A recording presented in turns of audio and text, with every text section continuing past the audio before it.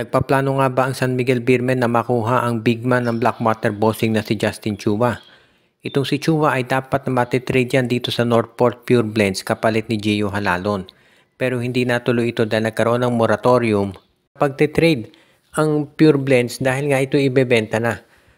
Ayon dito sa PBA, hindi pwedeng mag-trade ang Northport dahil ibebenta na to sa Pure Blends. So ito si Gio Halalon na natili na doon sa team niya. Ang isa pang naging problema, si Gio Halalon malapit nang maging unrestricted free agent. So, pag naging free agent to si Gio, hindi na siya pwedeng i-trade ng Northport. Kaya ngayon, ang San Miguel Beermen balak daw na pumasok sa eksena at kunin itong si Justin Chua. Si Chua, para doon sa mga hindi na nakakaalala, naglaro yan dati dito sa Petron Blaze Boosters na dating sa San Miguel Beer din, nag-iba lang ng pangalan. Kaya nga ngayon, mukhang ganyan ang plano talaga nitong San Miguel na kunin si Justin Chua mula sa Blackwater bossing. Magiging magandang addition si Chua dito sa San Miguel dahil ito ay isang 6'7 player na may 3-point shot na pwedeng-pwede nilang gamitin para pantulong dito sa kanilang mga big men.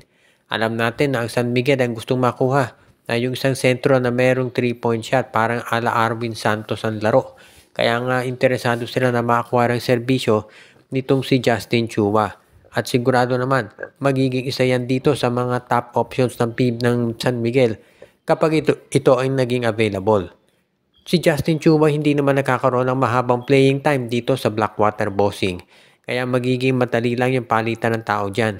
Baka pwede nang ipalit ng San Miguel Beer para dito kay Chua ay itong isang second round draft pick at isang first round draft pick o kaya naman baka si Andres Kahinig. Yan yung mga nagiging options ngayon nitong San Miguel Beer. Kaya wag na tayong magulat kung sakasakali nga na mabigyan nila ng pagkakataon na mabumalik sa San Miguel itong si Chua. Ang isa pang team ngayon na nagre-ready na maglaro para dito sa lineup ng TNT Tropang Giga ayon sa mga reports ay itong si Cedric Bearfield. Marami ang naniniwala na ang pagkuha ng Blackwater bossing dito kay Dalf Panopio na isang senyales na itong si Bearfield ay lilipat na sa TNT Tropa. Alam naman natin lahat na kadalasan yung mga top players ng Blackwater at yung mga draft picks nila na pupunta dito sa TNT. Kaya sabi nga ng mga observers, magbilang na lang daw tayo ng ilang pang conference bago lumipat si Bearfield dito sa koponan ni Coach Chot Reyes. At sabi nga nila baka ngayon na ang panahon para lumipat si Bearfield at magkaroon na sila ng tandem ni Jordan Heading dito sa TNT Tropang Giga. Dahil alam naman natin lahat na itong TNT Tropang Giga ay merong ambisyon na maka-Grand Slam. At kailan nga ba mas magandang oportunidad na yan kung hindi ngayon na nagre-ready na talaga sila para makagkaroon ng tinatawag na Grand Slam talaga. Kaya nga kung sakaling makuha nila itong si Bearfield, posible ang ipalit nila dyan ay itong si Kim Auring at si Paul Varilla. Kapag ginawa yan itong TNT Tropang Giga, lalong lalakas yung roster nila at masasabi talaga natin na magiging isa ng legitimate yung chance talaga nila na maka-Grand Slam.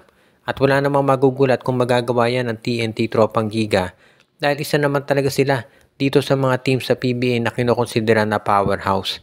Kaya nga kung sakasakali na makuha ng TNT yung Grand Slam nila, walang magtataka dyan. Pero para matuloy yan at maging mas malaki yung chance kinakailangan, makuha nila ang isang player na di kalibre katulad ni Cedric Bearfield. At ito ngayon ang magiging magandang challenge para dito sa lineup nitong si Coach Chot Reyes kung sakasakali nga na matuloy ito. At dito natin talaga masasabi na isa na sa magiging magandang sitwasyon para dito sa TNT yung pagkuha kay Bearfield.